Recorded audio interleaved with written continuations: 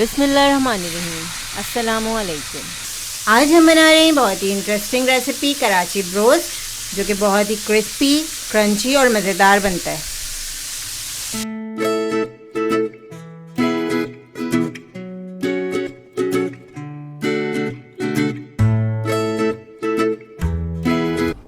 Karachi broast की famous recipe के लिए हम सबसे पहले मैरिनेशन तैयार कर लेते हैं। इसके लिए हमें चाहिए 1 कप पानी, आधा कप हमारे पास सफ़ेद सिरका है। अब हम इसमें ऐड करेंगे कुटी हुई हरी मिर्चें। हरी मिर्चों को हमने पानी के बगैर पीस के रखा है। 1 खाने का चम्मच हरी मिर्चें हैं हमारे पास। 1 चाय का चम्मच हमारे पास कुटी हुई काली मिर्चें हैं। 1 खाने का चम्मच पिसी हुई लाल मिर्चें। 1 खाने का चम्मच हम इसमें नमक ऐड करेंगे। 2 खाने के चम्मच हमारे पास कुटा हुआ अदरक लहसुन है। इसको भी हमने पानी के बगैर ही पीस के रखा है। तमाम चीज़ों को अच्छी तरह मिक्स कर लेंगे। ये मैरिनेशन हमने 1 किलो चिकन के लिए बनाई है। कराची ब्रोस्ट बनाने के लिए हमने यहाँ पे 1 किलो चिकन लिया है। ड्रम स्टिक्स यूज़ कर रही हूँ मैं चिकन के। अब मैं इसमें डीप कट्स लगा दूँगी कांटे की मदद से, ताकि तमाम मसाला अच्छी तरह एब्जॉर्ब हो जाए। आप अगर चाहें तो आप होल चिकन लेके उसको 8 पीसेस में कट करवा सकते हैं और उसका भी ब्रोस्ट बना सकते हैं। अब हमने तमाम चिकन पे कट्स लगा लिए हैं। अब हम इसमें ऐड करेंगे मैरिनेशन। अब चिकन को मैरिनेट कर देंगे हम।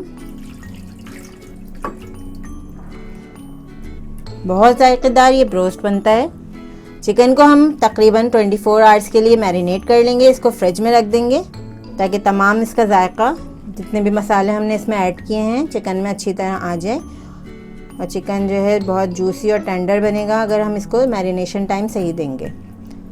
आप देख रहे हैं कराची ब्रोस्ट की बहुत ही मज़ेदार सी रेसिपी।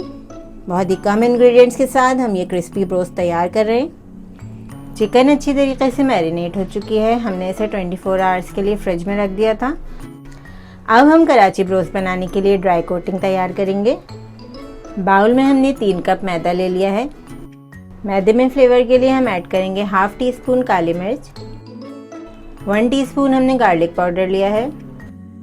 1 टीस्पून हमारे पास नमक है। 1/2 टीस्पून हम इसमें लाल मिर्च ऐड करेंगे। बहुत ही मज़ेदार और फ्लेवरफुल ये चिकन ब्रोस्ट तैयार होता है। कराची ब्रोस्ट को और ज़्यादा क्रिस्पी बनाने के लिए हम 1/4 चम्मच खाने का सोडा ऐड कर रहे हैं मैदे में। इससे और ज़्यादा अच्छा और क्रिस्पी ब्रोस्ट फ्राई होता है। बहुत ही इंटरेस्टिंग तरीके से हम इसे कोट करेंगे। आपको वीडियो को पूरा देखना है। 1 पीस हम चिकन का लेंगे।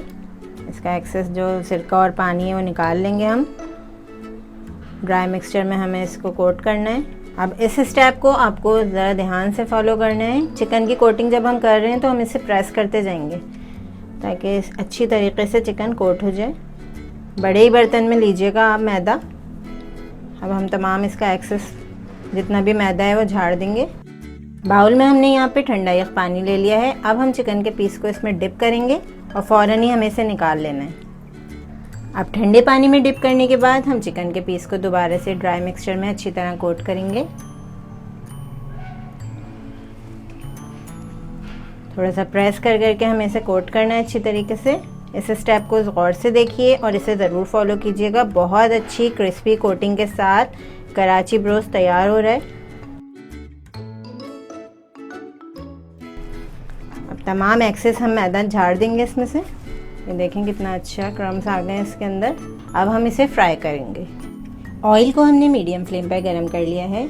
अब हम इसमें कोट किया हुआ ब्रोस्ट फ्राई करेंगे।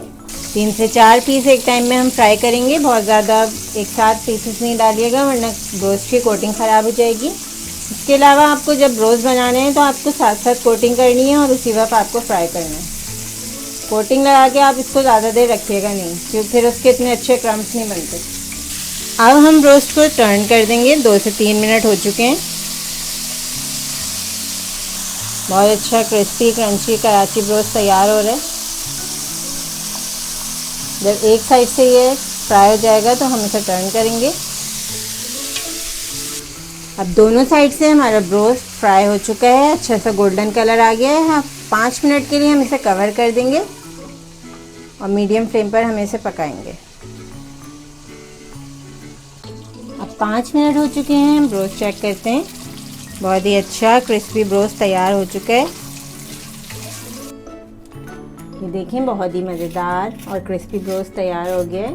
अब हम इसे तोड़ के दिखाते हैं आपको।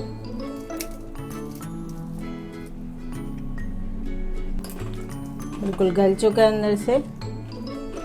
इस रेसिपी को ज़रूर ट्राई करें क्योंकि हम बनाते हैं ख़ास आपके लिए, हर रेसिपी को आसान अंदाज में। अपना ख्याल रखें और हमें अपनी दुआ में याद रखें। अल्लाह हाफ़िज़।